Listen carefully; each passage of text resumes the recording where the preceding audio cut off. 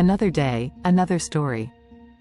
In 1868, a U.S. Secretary of State promoted Greenland as a land that could empower the United States to command the commerce of the world.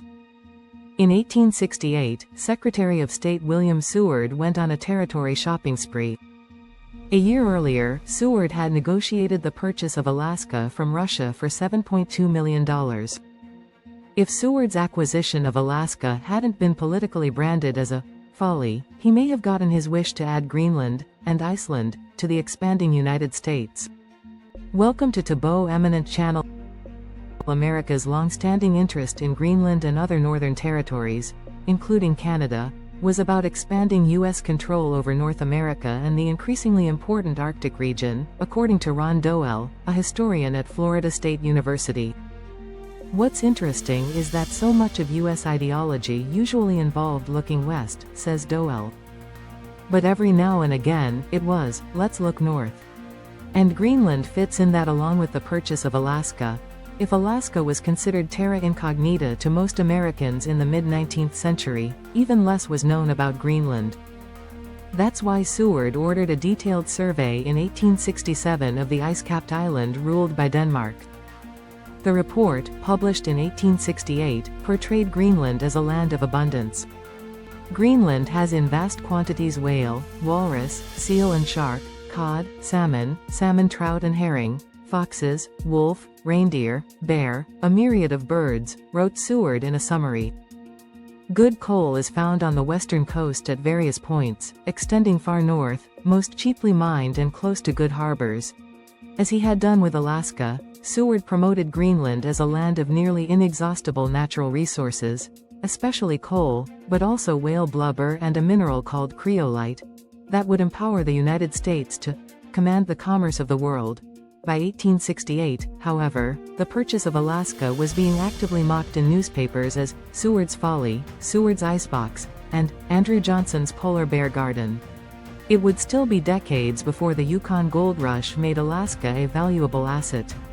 Congress and the American public had no appetite for more frozen territories, so Seward's proposed purchase of Greenland fizzled. In the early 20th century, another scheme was in the works for the United States to get its hands on Greenland. This proposal, engineered by the U.S. ambassador to Denmark, wasn't for America to buy Greenland, but to acquire it through an elaborate three-way trade. On September 20, 1910, Ambassador Maurice Egan sent a letter to the U.S. State Department outlining the land swap. At the time, Denmark was still stinging from the loss of a valuable territory called Schleswig-Holstein situated between Denmark and Germany. In talks with Danish leaders, Egan figured out a way by which Denmark could potentially regain the Schleswig-Holstein region, which it had lost to a German confederation in 1864. Here's how the swap would have worked. 1. Denmark cedes Greenland to the United States. 2. In exchange for Greenland, the U.S. gives Denmark a cluster of islands in the Philippines. 3. Denmark turns around and gives the Philippine Islands to Germany, which was seeking more influence in the East. 4. Germany, in return, gives Schleswig-Holstein back to Denmark. Even Egan called his plan an audacious suggestion, and apparently the U.S. government agreed. No action was taken on the Greenland swap, although it may have paved the way for the U.S. to buy the Virgin Islands from Denmark in 1917. 1946. $100 million offer for Greenland. The closest the United States came to making a legitimate offer to buy Greenland from Denmark was in 1946, immediately after World War II. During the war, more than 10,000 Allied aircraft landed on Greenland to refuel for bombing runs in Germany. The Pentagon thought of Greenland as the world's largest stationary aircraft carrier, says Doel, co-editor of Exploring Greenland, Cold War Science and Technology on Ice. Planes weren't flying all the way across the Atlantic. Having places like Greenland and Iceland became crucial.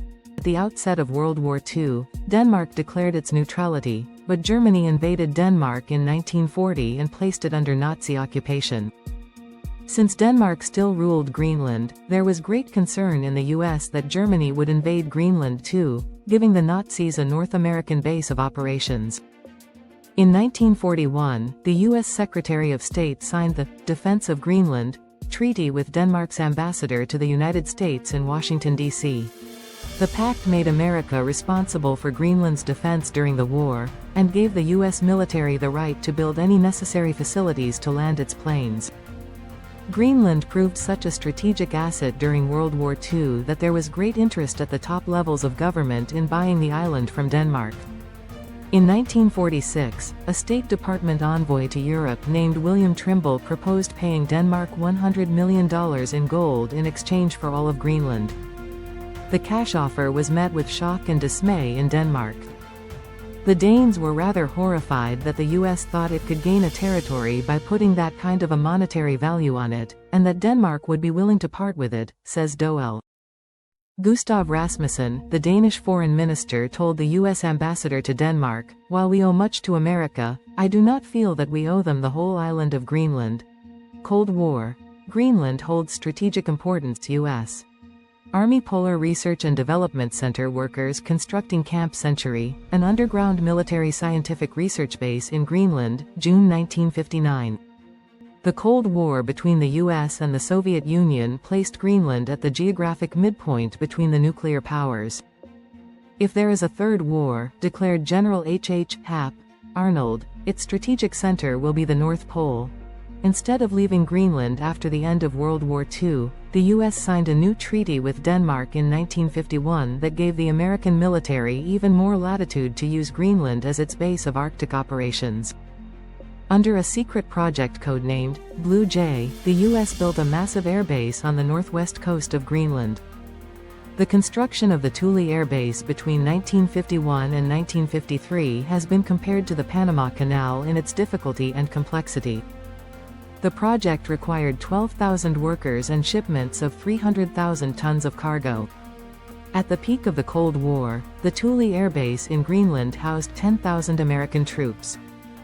The base gave the USA rapid response to Soviet nuclear threats, since American bombers taking off from Thule could reach targets like Leningrad and Moscow in a matter of hours.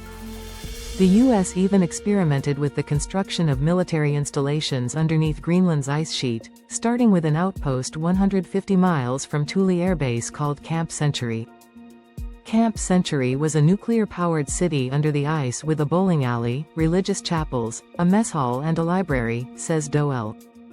Camp Century was a proof of concept for an even more ambitious scheme called Project Iceworm. For that project, the U.S. military wanted to build a network of railroad tracks under Greenland's ice to shuttle around nuclear missiles capable of reaching the Soviet mainland. Project Iceworm was never completed. According to a memo addressed to President Dwight Eisenhower from his Secretary of Defense, the Pentagon was still very interested in buying Greenland as late as 1955, but no official offer was made. Denmark granted Greenland home rule in 1979, meaning that Greenland operates as a sovereign nation with Denmark still involved in its defense and foreign affairs. The U.S. retains a military presence in Greenland, although the Thule Air Base was transferred to the U.S. Space Force in 2020 and is now called the Pitafik Space Base. Thanks for watching. Request you to subscribe the channel.